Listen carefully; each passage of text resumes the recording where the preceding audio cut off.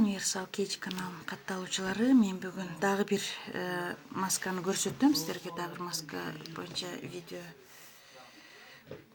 көрсөтөм. Овсяный хлопья. Овсяный хлопьядан 2 кашык салдым. 2 кашык анча майдаланган эмес, жартылай майдаланган. Көп блендерде көп майдалабадым. Жартылай майдаладым. Себеби бул маска бетке мындай бир тазалоочу, беттин эң сырткы катмарын тазалоочу эффект берет, скраб сыяктуу болуп. Бул овсяный хлопьяга жылуу сүт, ошо мен көмө турган кылып жылуу сүт куйдум. 2 кашыктан көбүрөөк сүт куйдум. Жылуу сүт куйгандан кийин 5 минут кое турам. Коюп коебуз, сүттү көмө коюп туруп, бир аз көмгүдөй кылып коюп коебуз. Көөт 5 минут койгондон кийин көөт. Андан кийин мына миндаль майынан 10-15 тамчы кошобуз. Миндаль майы дагы косметический эффект берет. Бетти жылмалай турган эффекти бар. Антип 15 тамчыдай куюп алабыз дагы. Акырын аралаштырабыз.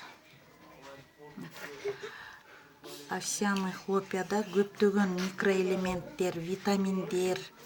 Овсяный хлопья көптөгөн микроэлементтерге, витаминдерге бай. Бетти тазалап, свежий кылып мындай кылып аралаштырып алабыз. Бетке свежий вид берет овсяный хлопья. Бир жумада 3 жолу жасап туруш керек. Бетти сергитип коет, беттеги.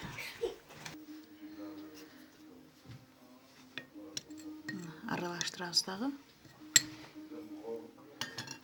Акырын колдун учу менен мындай кылып, мына бет болсо, мындай кылып колдун учу менен мындай кылып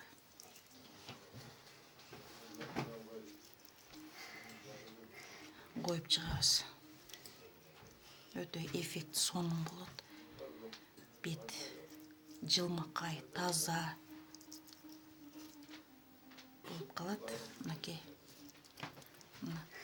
Ушундай кылып коебуз.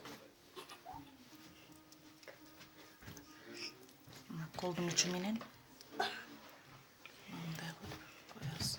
Дагы